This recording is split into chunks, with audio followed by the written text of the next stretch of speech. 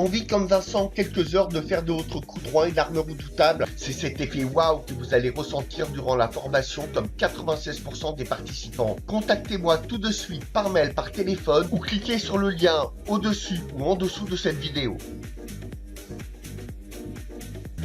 Maybe paying attention to it too much, to the Grand Slams, you know what I mean? I was paying attention too much to them, and the Grand Slams maybe meant too much for me.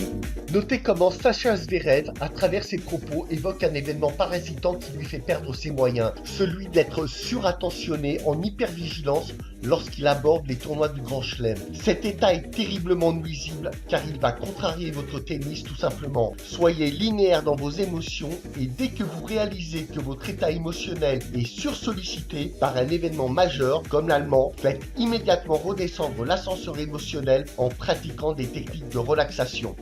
Because everything else I was just playing better tennis at the other tournaments, you know, at Madrid, at Rome, and other Masters, at the World Finals.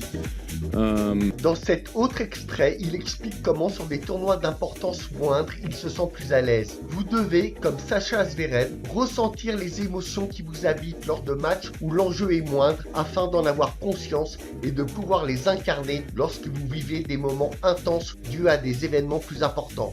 And this year I actually came into the Australian Open with absolutely no expectations because I was playing horrible.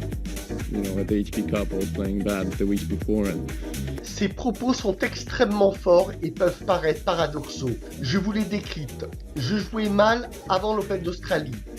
Donc, je suis arrivé à l'Open d'Australie sans ambition au vu des résultats des semaines qui ont précédé.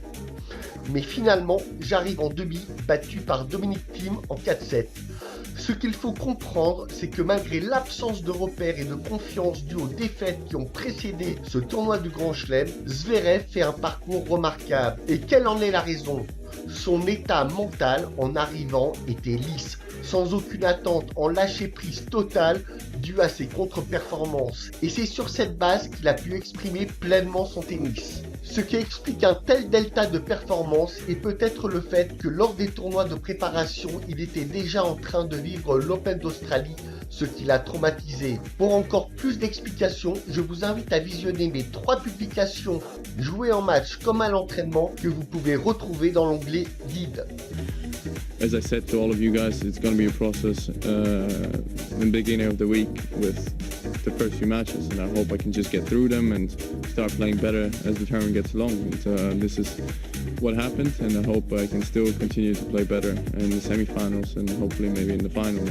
Dans ce 4e extrait, Zverev explique que son état émotionnel dénué d'attente lui a permis de remporter ses premiers matchs et de retrouver son tennis vérité. Vous devez absolument avoir conscience de votre état émotionnel neutre qui va vous permettre d'appréhender n'importe quel événement avec un détachement extrême pour ne pas polluer votre cerveau et votre tennis. Finalement, suite à ce quart de finale à l'Australian Open, il estime pouvoir encore élever son niveau de jeu. Conclusion, voici comment à l'espace de quelques jours, l'actuel numéro 7 mondial a pu repartir sur des bases saines grâce à un mindset sans aspérité. Il est évident que cette expérience lui sert désormais de référence dans sa préparation mentale lorsqu'il aborde des compétitions prestigieuses qui autrefois le paralysaient. Nous avons tous connu cette expérience au moins une fois, à vous de vous en servir comme base d'approche mentale.